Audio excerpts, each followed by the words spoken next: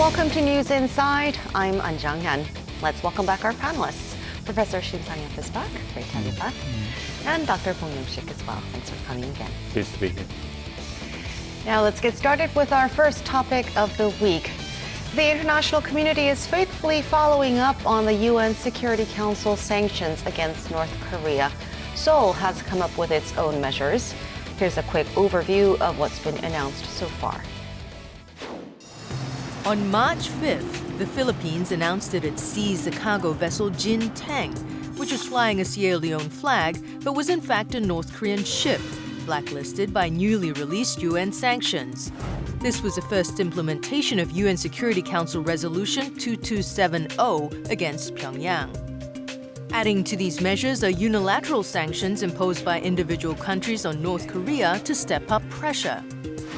In Washington on March 2nd, the U.S. rolled out extra sanctions on 5 of the North state bodies, including the powerful National Defense Commission, and an additional 11 individuals.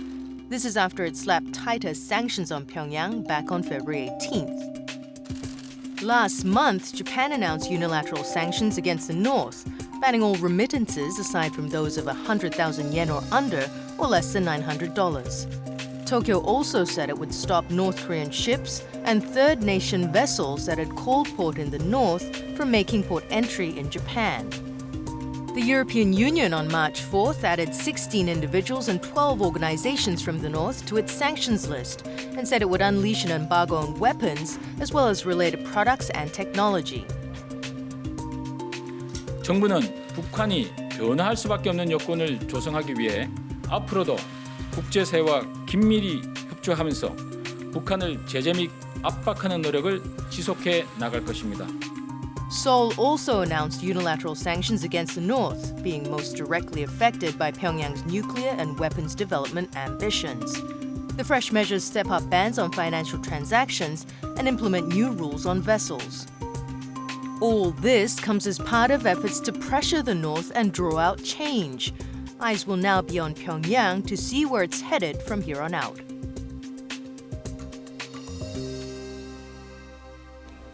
The sanctions have begun to kick in, starting with sea transport. Will this deal a blow to the Kim Jong-un regime? I think so on the short-term basis. The first victim of the economic sanctions against North Korea will be the North Korean people themselves. And the sanctions, if sanctions goes for a while, certainly the quality of the people's life in North Korea will be worsened very rapidly. And then they will complain about the situation facing them. So I think eventually this sanction will hurt the Kim Jong-un's leadership in North Korea, I think. Do you agree, Dr. Bong? Yes, but at the same time, we have to take into consideration that the more immediate impact on the Kim Jong-un leadership's ability to keep the core supporters satisfied by rendering financial benefits and incentives. And it seems like the coffin belongs to Kim Jong-un. The Bureau 39's asset seems to be slowly draining because of the sanction taking its effect. Then what other means will Kim Jong-un take in order to satisfy its and keep his power consolidated? That will be the next question to watch. So in which area do you think North Korea will be hit the hardest? Well, when we look at the economic structure or major exporting items, we can guess which part in the North Korean economy will be hurted mostly. The major exporting item is the mineral resources. According to the report, the export volume of the mineral resources last year was about $1 billion. In case of the coal, if they include the ore, actually it was about $1.3 billion, which is about the half of total North Korea's exports. So I think and the one thing which I want to underline is that who is in charge of the export of the mineral resources, that is military groups in North Korea. So I think the military groups in North Korea will get the direct impact from the economic sanctions. And secondly, I think as Dr. Bong briefly mentioned, the economic sanctions, I mean, financial services will be blocked. The banking services or the money transfer services as a whole will be blocked by the countries around the world joining to the UN Security Council resolutions. So as a whole, financial services blocking means the North Korea economy will suffer from the liquidity problems in the economy. And in fact, I think when you look at the economic sanctions, adopted by the UN Security Council, some very important things seems to be missing, such as which is one of the major income sources for North Korea. That is the salaries of the North Korean workers overseas. Right. And then I think it will be discussed by the other countries. I mean, the Western countries, in order to maximize the negative impact on the North Koreans from the economic sanctions. Mm-hmm. And the other one is that maybe oil is very important for every country. And if China or Russia stop providing the oil to North Korea, there will be a kind of fatal blow to the North Korean economy itself. Now, Professor Shin briefly mentioned coal imports and how important they are for the North Korean economy to export coal. Right. China reportedly has begun to restrict coal imports from North Korea. It seems to be cooperating so far in its 5-year economic plan announced at the National People's Congress. There was no mention of economic projects with the North. Can we expect Beijing's continued cooperation? Well, time will tell how diligently Chinese government will enforce the UN Security Council sanctions on North Korea. At least Foreign Minister Wang Yi at the National People's Congress reiterate the decision by the Xi Jinping government to faithfully fulfill the resolution by the United Nations Security Council. But at the same time, Minister Wang Yi interestingly left some ambiguity by stating that economic sanctions should not be focused on simply punishing North Korea, but we are open to many different forms of potential negotiations with North Korea, whether it'll be bilateral, trilateral, or 4-ways, or even 5-party talks. So China's position is multi-layered and very complicated at the current stage. As part of its own punitive measures against North Korea, Seoul has suspended the trilateral Rajin Hassan logistics project, informing Russia of its decision. Russia expressed its regret. Do you think this will strain Seoul's relations with Moscow?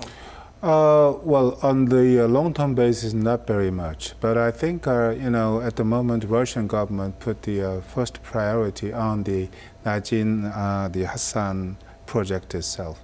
They have emphasized that this is a kind of the key project promoting the relations, inter-Korean relations, and by contributing to the strengthening or promotion of the improvement of the Korea and North Korean relations, they wanted to maximize their role in dealing with the South Korea and North Korea issues on short-term basis as well as a long-term basis.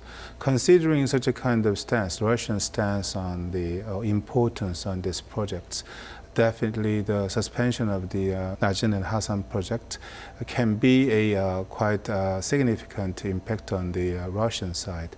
But I think, I think it's a matter of time, because that as time goes on the limited basis, I think the economic cooperations could be improved. Then I think on the long-term basis, because of this program itself, there will be no huge impact on the cooperative relations between Korea and Russia, I think. So what should be Seoul's strategy in trying to win the support of China and Russia? The closure of this project with Russia and North Korea is a clear test that it is extremely difficult, if not impossible, to get around the core issue of North Korea's provocations with its growing threat of nuclear weapons and intercontinental missiles. Solving those issues should remain as a top priority for South Korea and other countries. it has inherent limitations to try to improve the overall security environment in Northeast Asian region by promoting big-scale economic cooperation projects as a way of putting additional pressure and providing additional incentives for North Korean leadership to have a second thought about its pursuit of nuclear weapons program. But since North Korean leadership is so determined to pursuing that WMD capability, then these big-scale economic projects fail to bear fruit. So you have to take care of the core issue of North Korea's nuclear and missile threat before you actually engage in serious discussion with Russia and China about joint economic projects. Well, some still question how effective or practical these sanctions will be. For example, vessel inspections require manpower and funds on the part of the inspecting nation. And also, North Korean ships have been known to sail under false flags. So in order to maximize the impact of these UN measures, what needs to be done here? Well, we have to wait for a while, to find the very detailed outcomes, results of the such a kind of the economic sanctions. As you pointed out, it will take a time, it will require money and costs. So the most important thing for us to see the economic sanctions, I think we have to refine this strong will of the each national government. Because as it requires cost and time, the will and the stance of the national governments seems to be very important.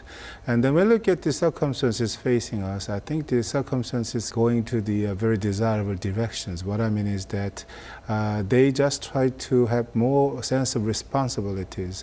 They try to share more common sense about the North Koreans, economic sanctions against North Koreans, which means we have the same goal. I think so, even though it will take a time, and I think the unity, cooperation among the countries who participate in economic sanctions will be stepped up. So I think, for a time being, we have to wait, but eventually it will be a very effective economic sanctions against North Korea. Yeah, we cannot fill our stomach with just the first spoonful of food. But as demonstrated by the Philippines government impounding the Jinpeng vessel, this is a good start. It will generate a wavy impact on other countries that consider doing international trade with North Korea. They will think twice about the pros and cons of continuing their trade with North Korea, whether it's worth the cost and the risk involved by intentionally or unintentionally involved in clear violation of the UN Security Council Resolution 2270. So this is a first step, but it will make a ripple effect on other countries to think twice about doing business with North Korea. Amidst all this, Seoul and Washington have started their largest ever annual joint military exercises. Here's a report from the Arirang News Center. South Korean and U.S. troops kicked off large-scale military exercises Monday. What's new this year is that the Allies will practice Operational Plan 5015. Experts say the B-2 is the weapon the North fears most because of its stealth and bombing capabilities. We will launch an all-out offensive to decisively counter the U.S. and its followers' hysteric nuclear war moves. It's the repeat of North Korea's typical verbal attacks against the South Korea-U.S. military drills. As expected, Pyongyang has stepped up its rhetoric. What does it hope to gain? Well, I'm not surprised. Harsher rhetoric is always expected to come from Pyongyang during the springtime in Korea when ROK government and U.S. forces in Korean Peninsula engage in joint military exercises. And I would be alerted if I were North Korean leadership because think about it.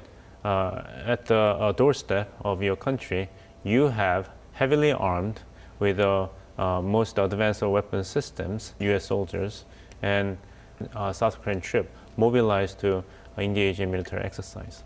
Now, President Park Geun-hye has come out and reassured the public that the purpose of this exercise is to boost the country's defense against the North. But there have always been differing and conflicting opinions about these annual drills. What do you think was the message she was trying to convey? Well, in fact, after the missile nuclear weapon test and the nuclear launcher missiles, then there was the tensions on the Korean Peninsula. In other words, there are high possibility that North Koreans will conduct a very provocative actions against South Korea. So by showing our power in cooperation with the USA, I think we can prevent North Koreans from taking provocative actions against North Korea. Particularly, as Dr. Bong pointed out, this drill is the largest one over the last several decades. As far as I know, about 300,000 South Korean, which is about half of the entire troops, they participated in, and then large size of U.S. Marines are participating in, and then very strategic military assets, USA assets, are deployed in nearby Korean Sea, and so I think how they could. I mean, North Koreans could interpret those kind of actions, certainly huge threats against them, certainly. It can be power enough to prevent North Koreans from making mistakes. Well, I don't deny the intended effect of these larger-scale military exercises by South Korea and United States, sending clear message to North Korea, warning that no reckless behavior. But at the same time, I'm concerned about the long-term effect and the sustainability of such pressure by military means on North Korea for the sake of dissuading North Korea from pursuing nuclear weapons capability.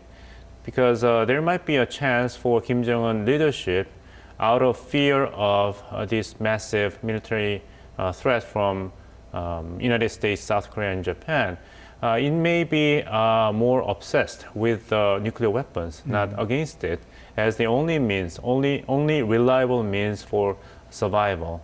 If I reiterate the message by Kim Jong-un himself to the military generals a few days ago, he said, quote, "The only way for defending the sovereignty of our nation and its right to existence under present extreme situation created by large-scale joint military exercise is to bolster up nuclear force, both in quantity and quality," end quote. So the intended purpose of military pressure by US and South Korea is to disarm nuclear capability of North Korea. But at least in the short term, it may make North Korean leadership more obsessed with the nuclear weapons. So economic sanctions and military pressure may have a counterproductive effect, at least in the short term. So could the president have been trying to reassure the public that this is not to make North Korea more nervous, but to simply bolster our defenses? Right. The concern is that whether the United States and South Korea have agreed upon a very clearly defined exit strategy, because we cannot engage in large-scale military exercises like this one in 2016 every year for the next 20 years. Then North Korea will continue to engage in local provocations and continue to be obsessed with nuclear weapons. Then what's the intended purpose of mobilizing strategic asset? So while we engage in military exercises, we will be successfully preventing North Korea from waging any provocations. But military exercises by and of themselves may not be effective in terms of disarming North Korea with its nuclear and missile capabilities. Well, one thing which I want to maybe discuss further is that, you know, there was a big change in the basic operation strategies. As far as I know, in the past, the USA and South Korean, the army just prepared, some counterattack if North Koreans launch attack against the South Korea. But this time, if they find some symptoms, signals, they are preparing some attack, they can hit the strategic target first. So I think there's a very big shift in the strategy itself. And then by in conducting the military drill this time, I think the President Park Geun-hye tried to give a very clear message to North Koreans, I think.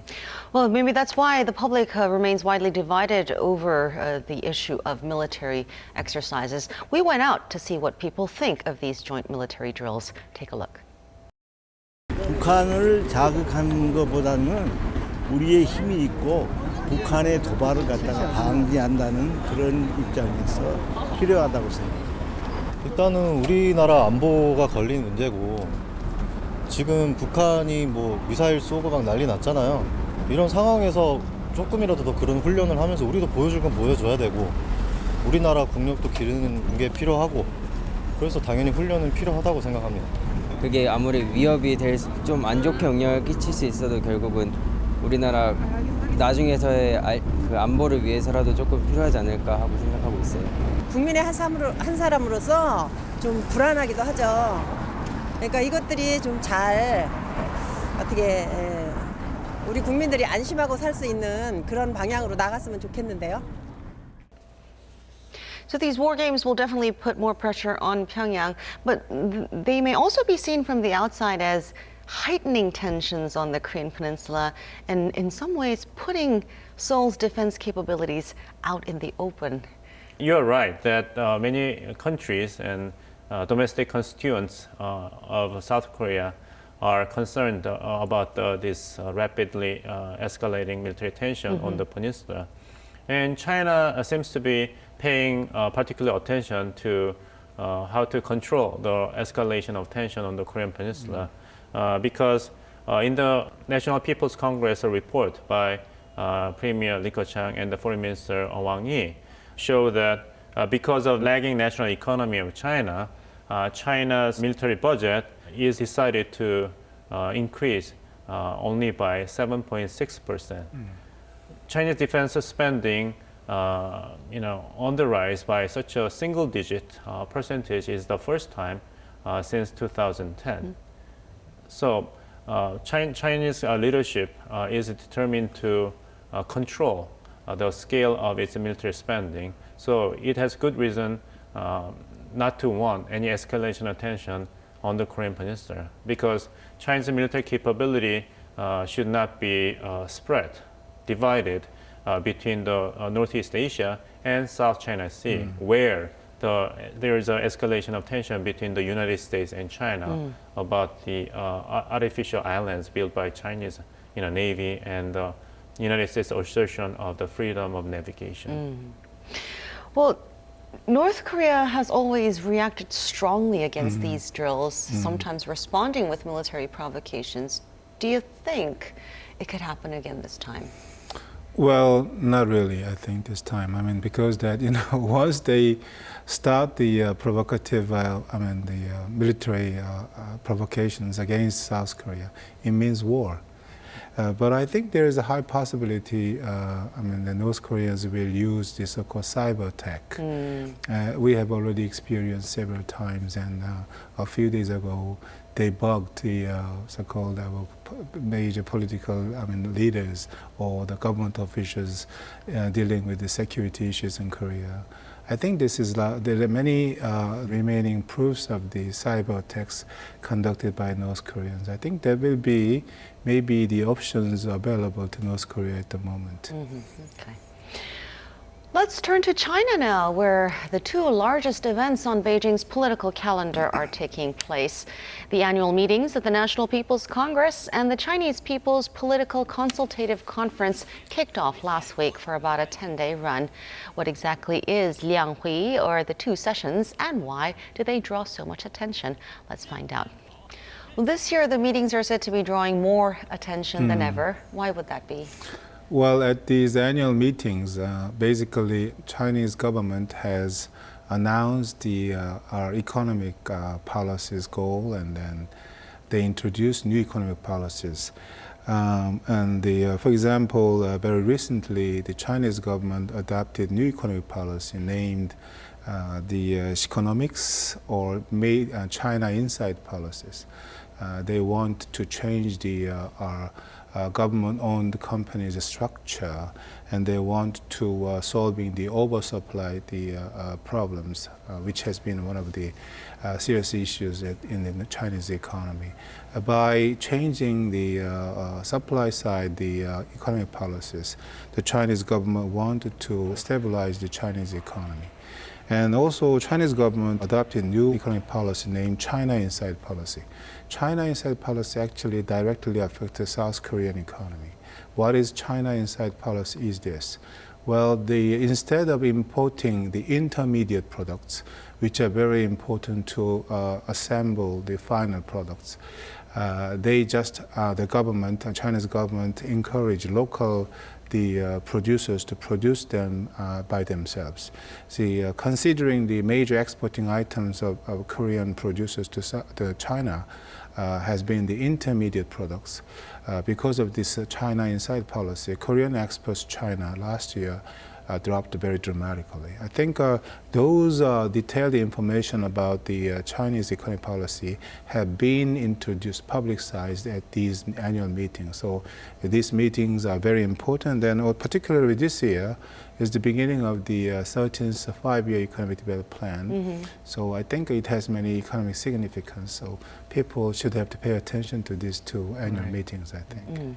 Right, the previous developmental plan, five-year plan, from 2010 to 2015 was not actually led by Xi Jinping, but it was led by both his predecessor and Xi Jinping himself. So this time, the 13th five-year economic plan is Xi Jinping's own brainchild, and he will be solely held accountable for its success and failure. Which is why many people may be saying that this year's two sessions will further solidify Xi Jinping's unrivaled grip on power and serve as a platform for him to move forward. Would you agree? Right. I mean, this is the National People's Congress held after 3 years of a very consistent and systematic anti-corruption campaign, personally waged by Xi Jinping himself.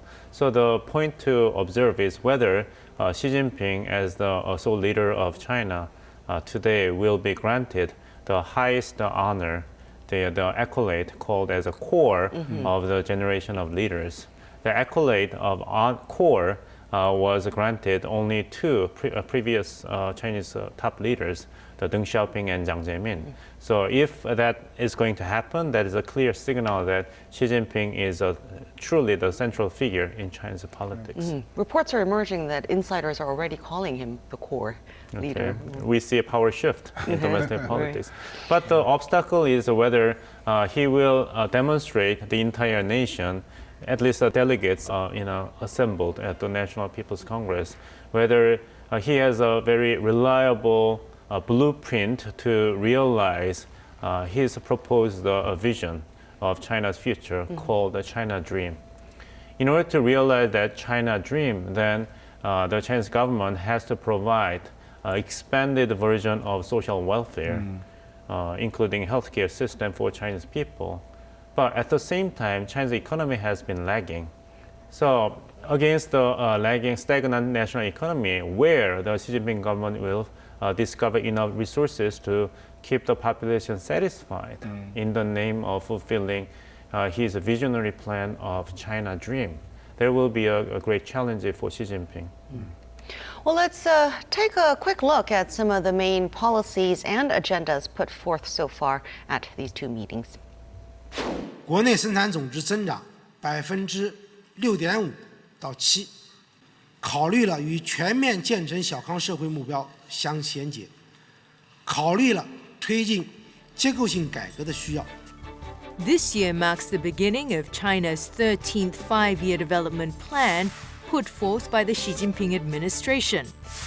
That's why on the agenda at China's CPPCC and NPC were issues of economic growth, tackling oversupply, protecting the environment, and adjusting the military budget. All in order to help China advance into a moderately prosperous society in the future. So So China has cut its growth target for this year to a range of 6.5 to 7%. And in many ways, it is a recognition of its slowing expansion. So we're expecting many changes in the Chinese economy this year. How do you see them affecting Korea? Well, considering the economic ties between Korea and China, we can guess how serious impact we will have. As you know very well, the 25% of the Korean exports goes to the mainland China. And then slowdown of the Chinese economy means difficulties to the Korean economy. And then as I explained very briefly, I think the future perspectives about the Korean exports to China does not look very good, bright. Because the main exporting items Korean producers to China have been the intermediate products. When you look at the increasing rate of the intermediate products to China exports, year 2000 to 2009, the increase rate of the Korean exports to China was about 17%. But last year, the increasing rate was about only 0.7%. So this means what? This tells us many things to us. The Korean economy will face more difficulties. Secondly, because the Chinese government tried to slow down, they stabilized its economy, and which means that there are many countries who have maintained the very close economic relations with China. So the slowdown of the Chinese economy means the also very bad impact on their national economies. Then those countries have been the major destinations of Korean exports. So actually, when you consider how much portion these countries are taking out of total Korean export is about the 20% out of total Korean exports. So roughly about half Korean exports will be affected by slowdown of Chinese economy. So I think bad shape of Chinese economy can be a very serious negative impacts on the Korean economy. So that's one external risk we are facing. Let's now turn to the Korean economy. As many expected, the Bank of Korea decided to hold its key interest rate steady, extending its rate freeze to the 9th consecutive month. We'll get a closer look at why. So given these external risks and conditions at home, there were mixed projections on what move the BOK would make this month regarding the interest rate. What do you think contributed the most to its decision to hold the rate steady? Well, to make a long story short, actually to promote depressed domestic economy. As we discussed just before, external circumstances facing Korean economy is not favorable. And so on the short-term basis, the options available to Korean government is to revitalize domestic economy. And how to promote the domestic economy, well, it can be several alternatives. One of them is through the financial policies. As you know very well, financial policies mean all policies affecting the total amount of money in the market. Interest rate policy is a representative financial policy. So by lowering interest rate policy, more money will go to the market. And then if more money will go to the market, the producers, the companies will gain more money. If they gain more money, they can give more money to the workers. If the workers gain more money, they can spend more money. This is like a positive circle. But the problem is, despite they lowered interest rates, those kind of the positive cycle is not made. That's the problem. As you know very well, in many countries, even particularly several European economies, even Japan adopted so-called minus interest rate policy. Right. Despite of those kind of very extreme decisions, we cannot see any symptoms of revitalize their depressed economy. So this is the problem, and this is the agony which the Bank of Korea has. That means they can use the interest rate policy to promote the domestic economy. However, they cannot sure whether it will work or not. So they just check it out, internal situations as well as external circumstances. They just hesitating to make a final decision. But I think they take the safer way. They freeze the interest rate for a while, and they will check it out. They will monitor the other countries, major economies, the policies. taken by their governments. The thing about these monetary policy decisions is that they seem rather distant from people's daily lives. How much effect do we actually feel? Well, I personally do not feel its impact, but we have to see the monetary policy as it is. It's only one of many potentially effective policy tools available to the central bank and the government. We cannot just expect the monetary policy will solve all the problems with a stagnant economy. It's just one of many magic wands. Some of them will work, some of them may not. And even the Chinese government, although the Premier Li Keqiang declared that the Chinese economy is has a great potential and that there is ample room for further growth, but the National People's Congress announced that the target annual growth rate for China's economy in the next year is only 6.5% to 7%. And it is very interesting that the target annual economic growth was not set as a specific number, but in the range, showing that although Chinese government tried to interject confidence among the people and consumers, the government is not really confident about the prospect of economic growth.